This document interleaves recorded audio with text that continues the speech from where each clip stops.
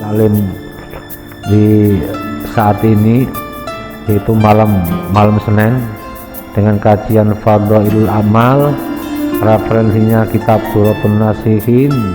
Al-Majlisus Saminu Wassalasuna fi bayani tarikis sholah, menerangkan tentang orang-orang yang meninggalkan sholat.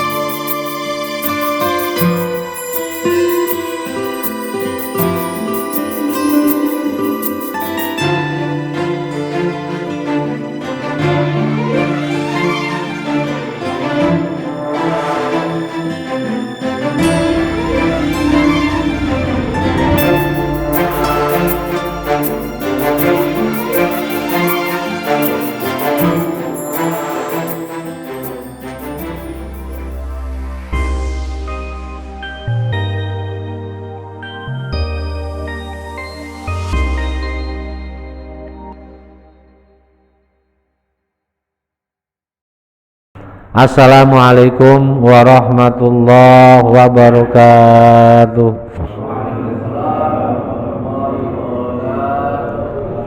Bismillahirrahmanirrahim. Alhamdulillahirabbil alamin. Wa bihi nasta'inu ala umurid dunya waddin. Wassalatu wassalamu ala habibina wa syafi'ina wa qurrati a'yunina sayyidina wa maulana Muhammadin wa ala alihi wa sahbihi ajmain. Qalu subhanaka la ilma lana illa ma 'allamtana innaka antal alimul hakim. Rabbi shrah li sadri wa yassir li amri wahlul 'uqdatam min lisani yafqahu qawli, amma ba'd. Hadirin jamaah talim Masjid Al-Ikhlas Perumahan Krial Bakwangi,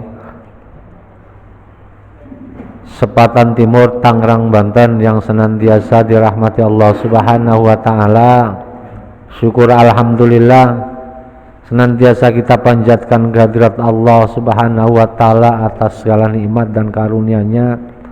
Alhamdulillah kita semua dalam keadaan sehat walafiat, panjang umur, bisa berkumpul di tempat yang mulia ini dalam rangka sholat maghrib, lanjutkan taklim pada kesempatan ini.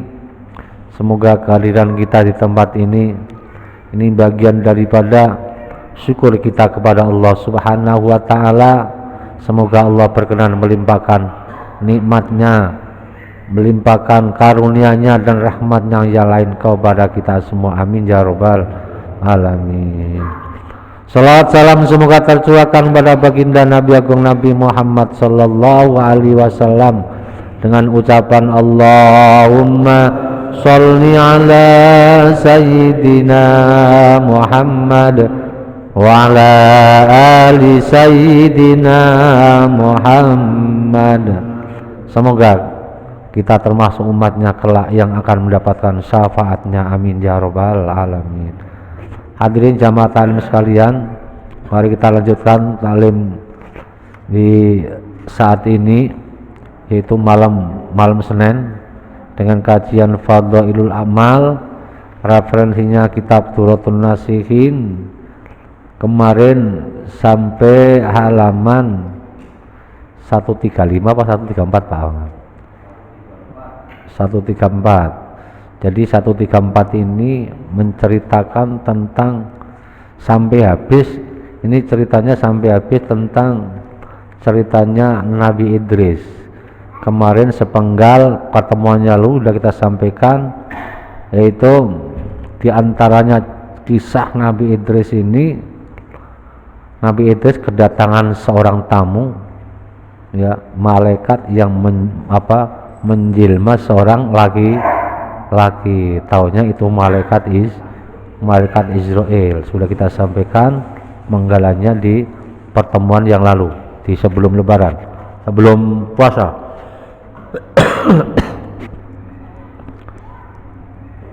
Jadi ketika Nabi Idris kedatangan malaikat Israil yang menjelma seorang laki-laki. Sampai 4 hari pun Nabi Idris belum tahu kalau itu malaikat Israil. Ditanya, Israil ngaku baru percaya kalau itu malaikat Israil. Ya, Nabi Idris saja nggak bisa memprediksi itu malaikat Israil apa bukan, nggak bisa, apalagi kita orang biasa. Kemudian kita langsung lanjut aja halaman 136 Pak Wang. 136 karena intinya kisah yang kemarin, kisahnya udah kita ringkas. Al-majlisus saminu wassalasuna fi bayani tarikis sholah. Qala al-muallifu rahimahullahu ta'ala wa nafa'ana bi wa bi ulumi wa bi barakati fid dharaini amin. Al-majlisus saminu utawi majlis kang kaping 8 wassalasuna lan 30, majlis yang ke-38.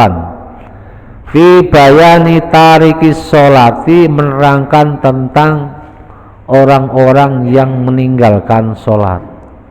Orang-orang yang meninggalkan sholat. Ini sampaikan pesan jangan sampai meninggalkan sholat. Karena apa? Nabi-nabi sebelum Nabi Muhammad mereka menjalankan sholat semua. Nabi Adam sholat, Nabi Idris sholat, ya, Nabi Nuh sholat, Nabi Ibrahim sholat. Semuanya nabi-nabi sebelum Nabi Muhammad mereka mengerjakan sholat. Ya, cuman sholatnya sesuai dengan perintah Allah. Nih sholatnya seperti ini. Ini dikutip dari bab ini, dikutip dari surat Maryam ayat 59 sampai 60. A'udzu billahi minasy syaithanir rajim. Bismillahirrahmanirrahim. Fakhalafa min ba'dihim khalfun adaa'us salata wattaba'us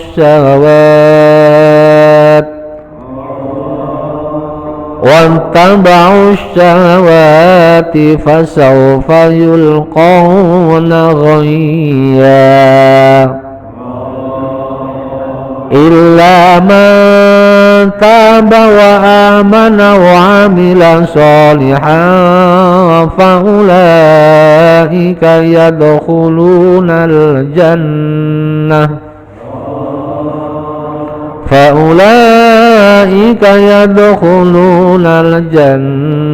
wa la yuzlamuna syai'a.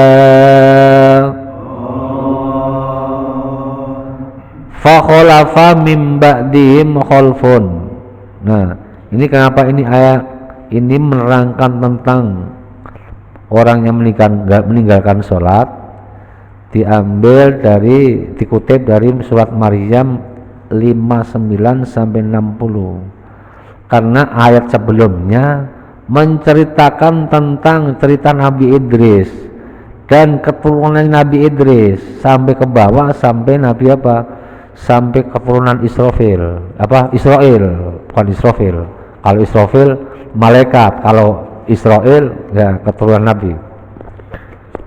Wadhkur fil kitabi Idris innahu kana siddiqan nabiyya wa rafa'nahu makanan aliyya. Itu ada 3 ayat menerangkan tentang kisah Nabi Idris. Hanya 3 ayat Nabi Idris ceritakan dalam Al-Quran. Kemudian ke bawahnya yang berkaitan dengan keturunannya.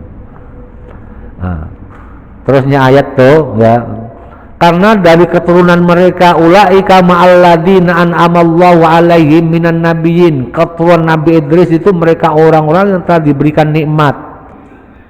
nikmat oleh Allah.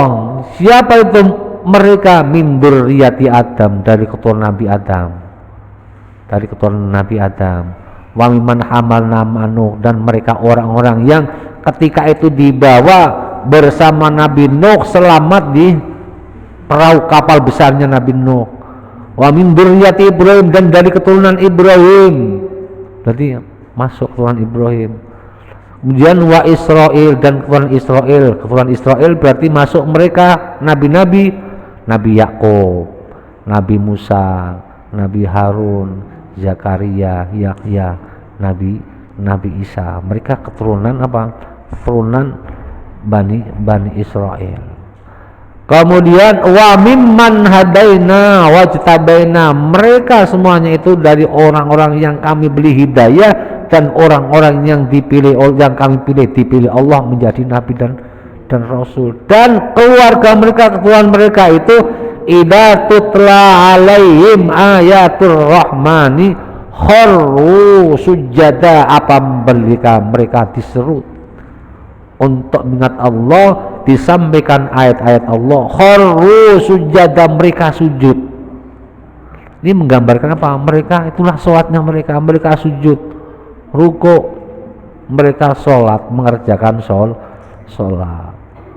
Wahai Idris, sampaikan kepada mereka, hambamu tetap untuk sujud kepada Allah, menyembah kepada Allah, sholat kepada, menjalan rangka menyembah kepada Allah. Kharru sujada, mereka sujud. Wabukiya, dan merasa apa? Menangis karena menyesali kesalahan dan dosa mereka. Itu dari golongan apa? Nabi sebelum Nabi Muhammad. Kemudian terusnya ayat yang 59, fa khalafa min khalfihim. Nah, dari keturunan mereka ini orang-orang yang senantiasa seperti itu. Apabila mereka dibacakan ayat-ayat Allah, mereka gampang cepat bergegas. Kemudian saja fa khalafa min khalfihim khalfun, fa khalafa mongko ing burine mimbadim sak badane mereka, sak badane ladina khalfun apa? Khalfun fa'aqibam wajah abatum aqabun sun. Ada generasi yang apa? Generasi yang jelek, generasi yang apa? Yang tidak seperti sebelumnya. Mereka kenapa? Ado ussolah, podo niakake sopo khalfun as-sholata ing sholat. Podo niakake sopo apa? Khalfun mim ba'dihim, niat-niake as-sholat, ing sholat, mereka menyia-nyiakan sholat. Maksudnya menyia-nyiakan sholat apa? Sholat dianggap enteng, nanti ada keterangannya di bawah.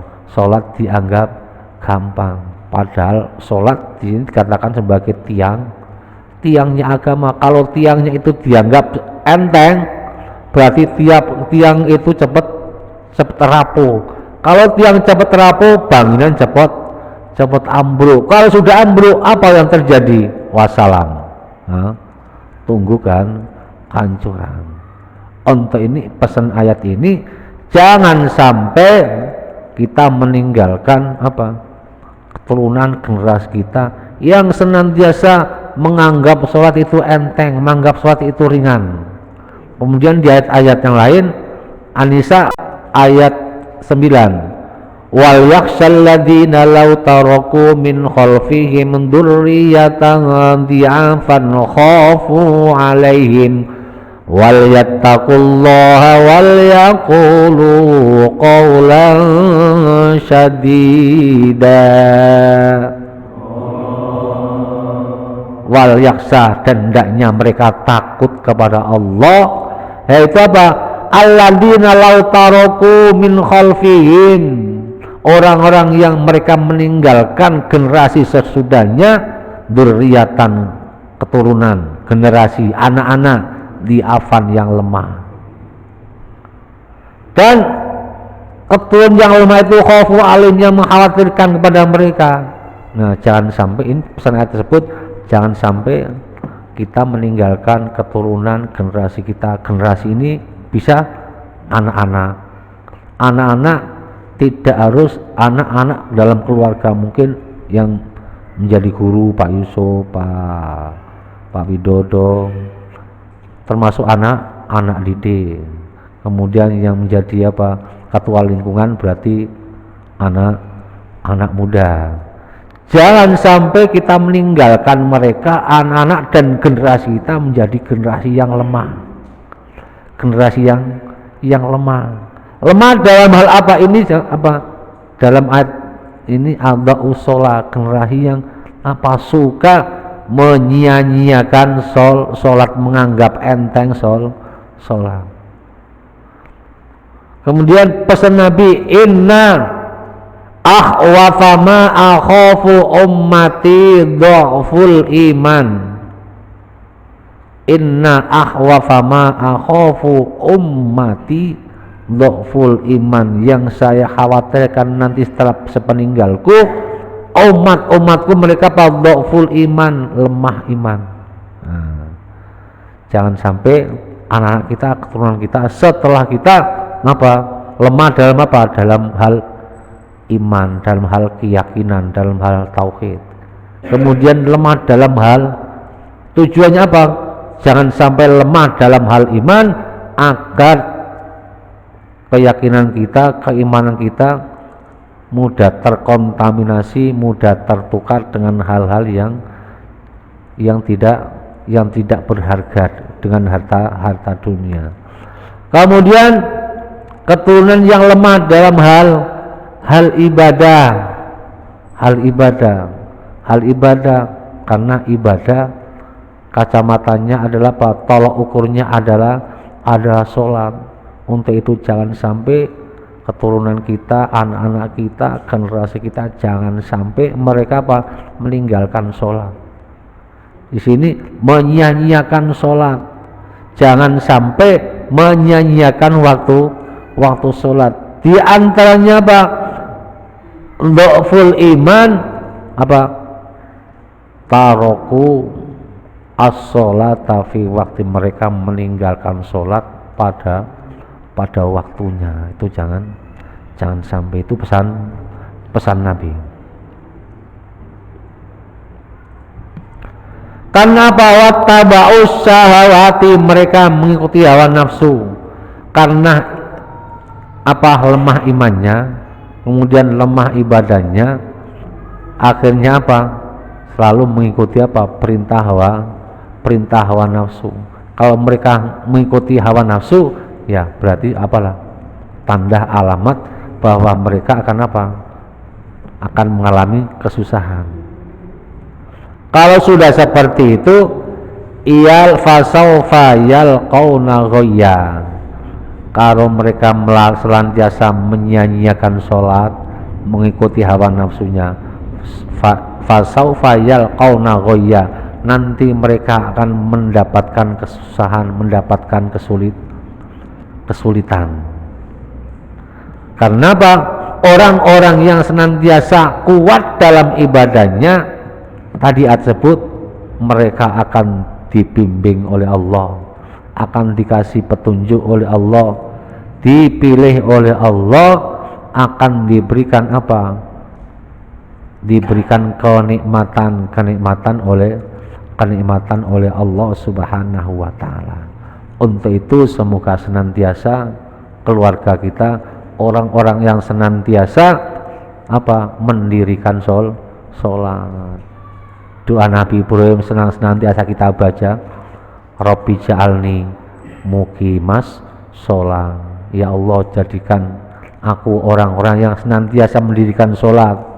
Wa min dzurriyyati, bukan hanya saya saja, wa min dzurriyyati, dan keturunanku. Itu doa Nabi Ibrahim. Nabi Ibrahim sudah menjadi Khalilullah, masih berdoa seperti itu, Rabbi ja'alni muqimas sholati wa min dzurriyyati. Harapan Nabi Ibrahim, Rabbana wa taqabbal du'a, terimalah doa kami. Karena yang doa Nabi ada dijawab oleh Allah. Datanglah lahir Nabi Ishak, Nabi Ismail, Nabi Ishak, Nabi yang dipilih oleh Allah. Mereka senantiasa mengerjakan sholat. Rabbi wa taqabbal du'a Rabbi firli wali walidayya walil mu'minina yauma yaqumul hisab. Nabi Ibrahim juga minta ampun kepada Allah, memintakan ampun kedua orang tuanya, dan orang-orang yang beriman, termasuk kita semua ini mendapat doanya Nabi Ibrahim, orang-orang yang beriman kepada Allah agar nanti yauma yaqumu hisab, di hari pertanggungjawaban amal di akhirat, hari hisab, Nabi Ibrahim berdoa agar orang-orang yang beriman kepada Allah mereka selamat ketika yaumul hisab. Karena mereka selamat, kenapa?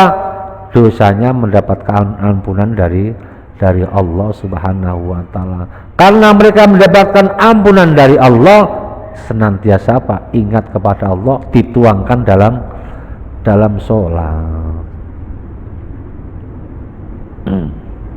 Kemudian lemah, jangan sampai tadi wal yasaladzina taraku, jangan sampai mereka meninggalkan keturunan keluarga yang lemah dalam hal akidah, keyakinan, lemah dalam hal ibadah, kemudian lemah dalam hal ekonomi. Nah, kenapa? Jangan sampai anak-anak kita nanti menjadi beban orang lain.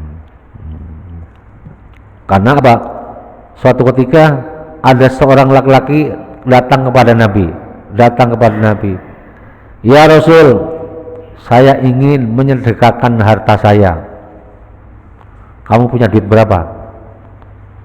100 juta, 200 juta, 500 juta, 1 M. Gampang kalau sekarang. 1 M ya Rasul. Kamu simpan di mana? ATM BCA, ATM BNI, umpamanya kalau sekarang tanya. Kemudian tabungan di rumah juga ada. 1 M ya Rasul. Terus kenapa? Saya mau infakkan. Kamu infakkan, kamu sediakan berapa? Semuanya.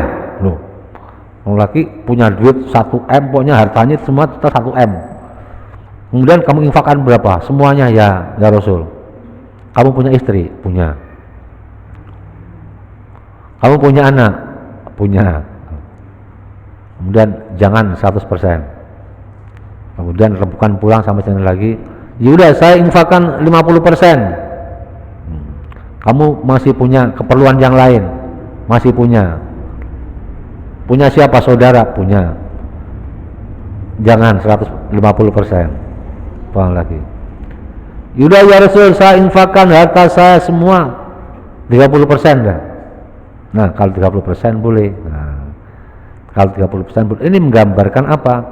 Jangan sampai uang yang kita punya kita kita habiskan secara total, baik untuk kepentingan agama maupun untuk kepentingan pribadi, harus ada yang disisakan. Untuk tujuannya apa?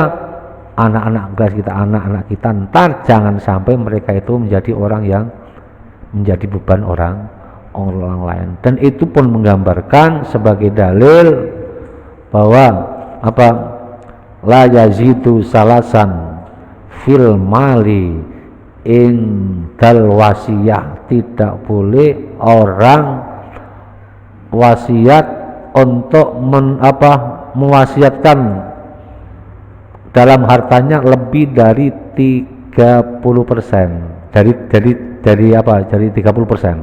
sepertiga. Itu sebagai dalil bahwa orang meninggal umpamanya punya wasiat, saya pesan ini, nanti harta saya berikan ini, berikan ini. Kalau itu yang diperbolehkan hanya sepertiga dari harta yang dimiliki. Selain itu enggak boleh. Itu pun setelah dipotong untuk ongkos ini, bayar utang, bayar listrik, bayar jaminan yang lain masih ada, boleh. Kalau lebih dari itu enggak boleh. Itu menggambarkan seperti itu. Tujuannya apa? Jangan sampai kita meninggalkan keturunan kita yang lemah dalam hal ekonomi. Tujuannya apa? Jangan sampai membebankan orang lain.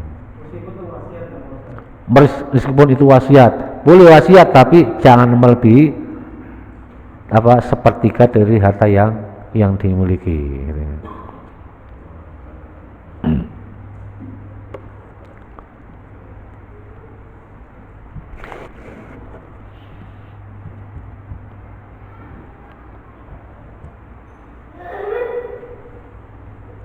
illa man taba wa amana wa amila solihan.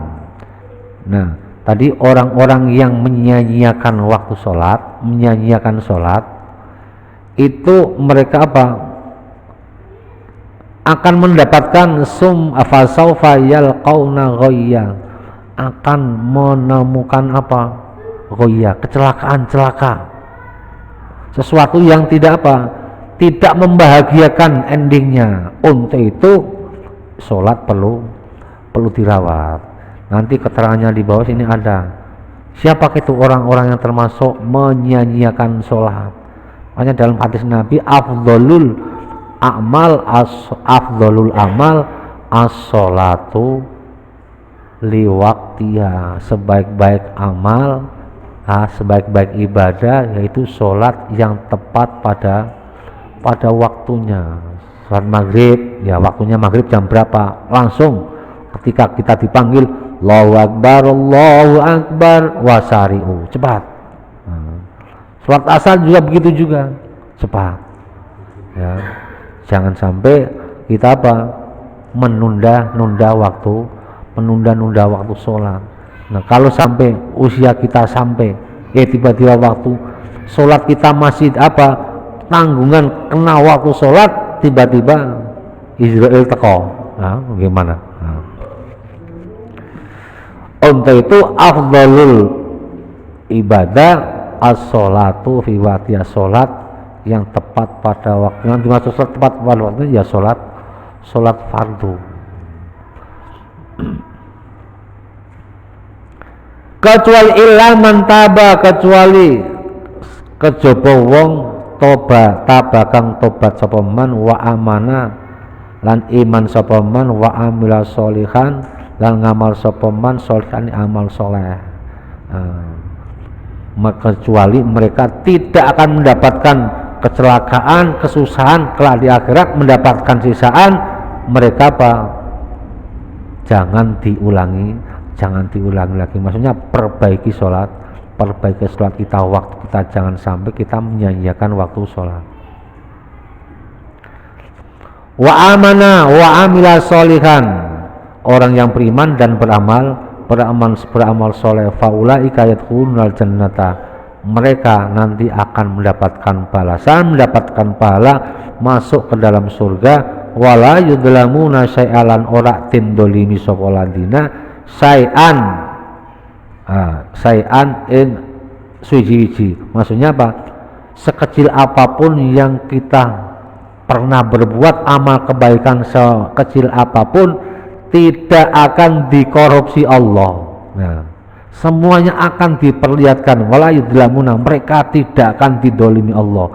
Semua amal kebaikan yang pernah kita lakukan, semua nanti akan diperlihatkan, akan dibalas, diberikan pahala oleh Allah, itu pahala yang maksimal, yaitu mereka yadkhulunal jannah. Ini wala yang kusuna min jazai a'mali, mereka tidak dikurangi apa pembalasan amal mereka, pembalasan mereka tidak dikurangi sedikit pun. Jadi man amila sholihan falinafsi, apa yang barang siapa yang berbuat baik akan bermanfaat kembali pada dirinya. Begitu juga sebaliknya, wa man asa'a fa alaiha. Dan barang siapa yang berbuat keburukan juga akan membahayakan dia sendirinya. Jadi walhasil apa yang kita perbuat nanti itu akan kembali kepada kita sendiri, baik di dunia maupun di akhirat. Nuzilat dan turunake apa hadil ayat fi tariki sholah, ing dalam nerangake wong kang tinggal sholat. Ayat ini diturun yang berkaitan tentang orang-orang yang meninggalkan sholat. Yang dimaksud orang yang meninggalkan sholat, mereka sudah mengerjakan sholat, mereka tahu bahwa itu sholat itu wajib, tapi apa? Sengaja ditinggalkan. Sholat itu tahu bahwa sholat itu kewajiban, termasuk rukun Islam, tapi kenapa masih ditinggalkan? Turunlah ayat ini. Min hadil ummah, saking iki umat wa tabiil ahwa'i, karena mereka meninggalkan sholat kemudian selalu mengikuti hawa nafsunya, wa tabiil ahwa'i lan ngikuti hawa nafsune, walihada lan krono iki keterangan wasofahum lan nyipati sapa lahum ing umat biqoli kelan dawi Allah azza wa jalla adho usola, lafal adho usola yang artinya apa? Mereka menyia-nyiakan sholat. Nah, mereka menyia-nyiakan sholat. Yang dimaksud menyia-nyiakan sholat, nah ini kita lanjut. Yang dimaksud menyia-nyiakan sholat ada kalanya mereka di sini menganggap bahwa sholat itu tidak wajib, menganggap sholat itu tidak wajib. Karena sholat itu tidak wajib, dia sholat juga enak, enggak sholat juga enggak apa-apa, karena sholat dianggap tidak wajib. Padahal sholat adalah sholat adalah tiangnya agama, bahwa sholat adalah amal pertama yang ditanya oleh Allah, amal pertama yang dihisab oleh Allah. Manakala amal sholatnya baik, amal-amal ibadah yang lain tinggal apa? Idem. Oh, berarti tolak ukurnya sholat. Kalau sholatnya baik, oh berarti yang lain insya Allah mengikuti. Karena kembali pada ayat yang lain, inna sholata tanha anil faksha'i wal mungkar. Itu hakikatnya sholat. Inna sholat asmila sholat itu tanda anil faksa, bisa mencegah perbuatan yang keji, wal mungkar dan hal yang mungkar. Nah, berarti orang-orang yang sudah mengerjakan sholat kemudian bisa diaplikasikan di luar sholat, bisa menjaga hal-hal yang dilarang oleh Allah, kemudian terus tambah amal-amal kebaikannya.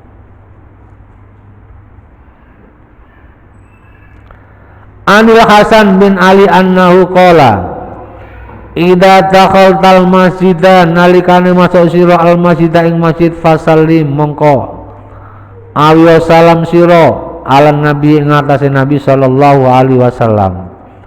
Fa inna rasulullah mongko satamne rasulullah sallallahu alaihi wasallam qala la tattakhidu baiti idan wala tattakhidu buyutakum kubura wa sallu alayya haitsu kuntum fa inna salatakum tuballighuni. Nah, ini menurut Hasan bin Ali, idza dakhaltal masjida, ketika kalian masuk ke masjid, nah fasallim ala nabiyyi. Fasallim ini apa? Berikan salam, alias apa? Membaca sholawat. Minimal ketika kita masuk masjid itu baca doa Allahumma gfirli dunubi waftah abwaba rahmatik.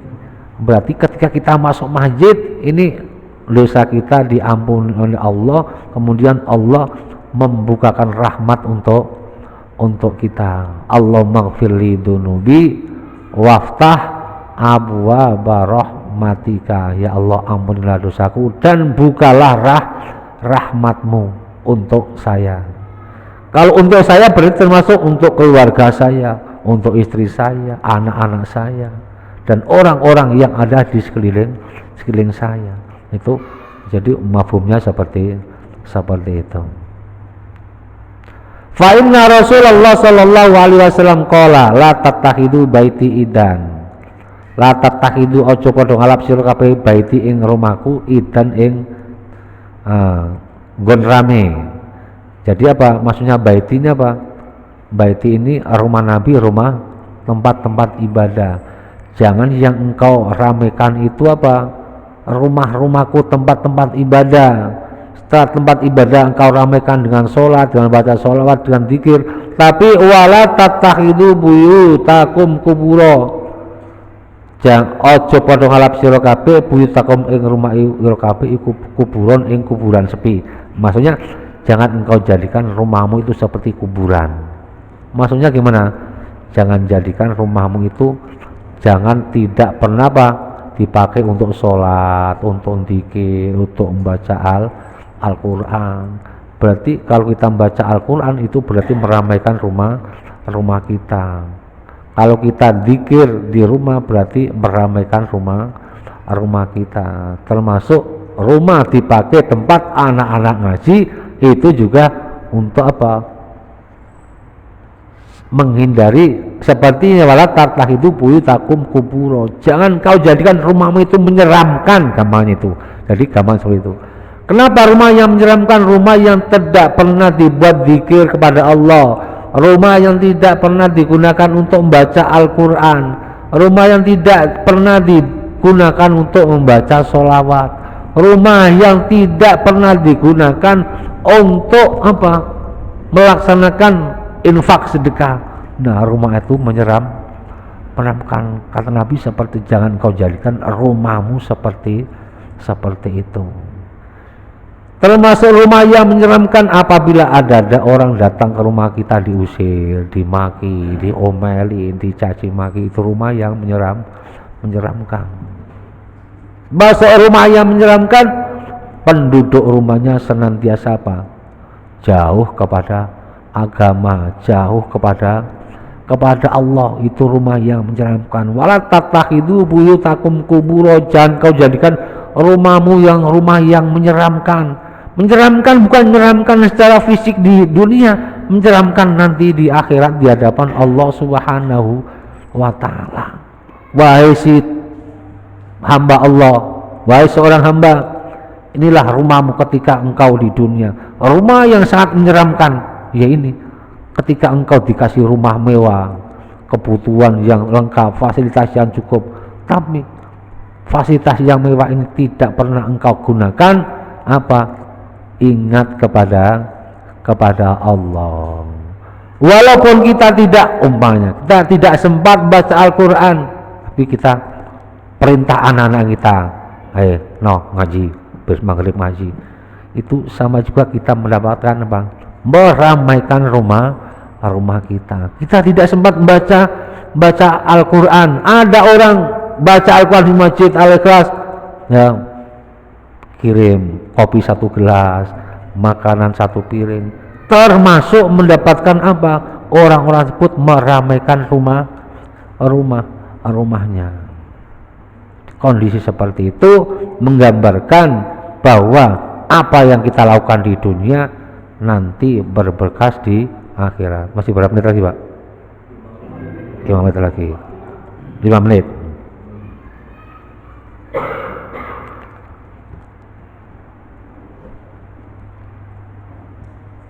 Wataba'us sahabati. Nah, karena mereka menyanyiakan sholat. Kalau mereka menyanyiakan sholat, berarti mereka jauh dari Allah. Kalau mereka jauh dari Allah, berarti mereka identik dekat dengan iblis, dekat dengan setan, dekat dengan hawa nafsu. Wataba'us syahawati, mereka mengikuti hawa nafsunya. Karena mereka jauh dari Allah, otomatis dia dekat dengan hawa nafsu. Kalau sudah dekat dengan hawa nafsu, apa yang terjadi? Apa yang diikuti hawa nafsunya? Kasar bil khamri. Nah, mereka mabuk. Mereka mabuk, minuman keras, minum khamar, minum sabu, putau dan lain sebagainya, dan sebangsa itu. Wastikhlali nikahil ukti, di antaranya termasuk mengikuti hawa nafsu, menghalalkan menikah dengan saudara perempuan istrinya. Artinya yaitu mengganggu seorang perempuan lain, selingkuh gampangnya. Gitu Pak ya. Menghalalkan itu minal abi wal inhaki fil ma'asi, mereka selalu berbuat maksiat. Karena mereka jauh dari Allah yang selalu diikuti hawa nafsu. Wa an ali wa ta'abu sawati mim bina'il masaidi walubil manduri walubsil masyuri. Mim bina'il ini? Nah, termasuk apa? Mengikuti hawa nafsu menurut Ali bin Abi Thalib itu termasuk apa? Menghindari memakai fasilitas yang sangat mewah. Karena mereka memakai kendaraan fasilitas yang sangat mewah, akhirnya apa? Timbul rasa sombong. Kemudian memakai pakaian yang kebesaran, ya, mengatasnamakan saya ini orang pejabat, saya ini anak presiden, saya ini anak bupati. Timbul seperti kesombongan muncul. Kalau sudah seperti itu, fasaufa yalqauna ghayya, mereka akan mendapatkan keburukan sebagai balasan, sebagai balasan mereka karena mengikuti hawa nafsu. Nah, kembali lagi, la tattakhidu baiti idan wa la tattakhidu buyutakum kuburong. Jangan sampai kita menjadikan rumah kita ini menyeramkan. Jadi anjurannya sering kita baca Al-Quran, sering kita dzikir, sering kita baca sholat. Kalau kita tidak bisa baca, ya mungkin istri kita, anak-anak kita. Kalau kita gak sempat, anak-anak kita suruh baca Al-Quran. Kalau walaupun enggak baca Al-Quran di rumah, kita perintah anak kita waktunya ngaji, waktunya belajar, waktunya tidur. Istilahnya memberikan nasihat yang baik untuk anak-anak kita dan keluarga kita.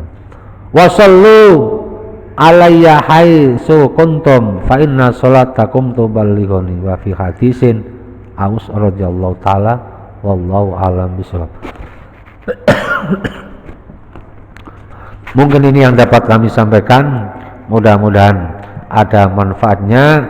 Kembali lagi, semoga kita jamaah Masjid Al-Ikhlas dan keluarga kita senantiasa dijadikan oleh Allah generasi yang senantiasa kuat dalam hal ibadah, kuat hal dalam keimanan, kuat hal dalam ekonomi, dan kuat hal-hal yang baik yang lain. Amin ya robbal alamin. Allahumma sholli wa sallim ala sayyidina Muhammad wa ala ali sayyidina Muhammad. Ya Fattahu ya Alim iftah lana fathan qariba wa alimna ilman nafi'a. Allahumma alimna ma alimna ma la alimna ma alimna ma yanfa'una innaka ta'lamu wa la na'lamu wa anta 'allamul ghuyub. Allahumma rabbana iftah bainana wa baina qaumina bil haqqi wa anta khairul fatihin. Allahumma jal auladana wa talamidana wa ahli baitina wa man hadara fi hadhil jamaah min alil ilmi wa alil iman wa alil ibadah wa alil rizqi wa alil quran wa alil du'a wa alil khair wa la tajalna wa iyyahum min alil syarri wa dhair innaka ala kulli syai'in qadir. Rabbana atina fid dunya hasanah wa fil akhirati hasanatan wa qina adzabannar. Wa sallallahu ala sayyidina Muhammadin wa ala alihi wa sahbihi wa sallam. Subhanaka rabbika rabbil izzati amma yasifun wa salamun alal mursalin walhamdulillahi rabbil alamin. Al-Fatihah. A'udzu billahi minasy syaithanir rajim. Bismillahirrahmanirrahim. Alhamdulillahi rabbil alamin arrahmanir rahim maliki yaumiddin. Iyyaka na'budu wa iyyaka nasta'in. Ihdinas siratal mustaqim. Siratal ladzina an'amta 'alaihim ghairil maghdubi 'alaihim waladdallin. Amin. Nanti bisa ada taksin enggak, Pak? Dilanjut enggak taksinnya? Kayaknya untuk taksinnya mulai kendor lagi nih, Pak ya. Ya udah kita break dulu, kita kasih jeda dulu, mungkin nanti nunggu sampai waktu yang pas. Nanti taksinnya kita mulai lagi, Pak ya. Kurang lebihnya mohon maaf. Billahi taufiq wal hidayah. Wassalamualaikum warahmatullahi wabarakatuh.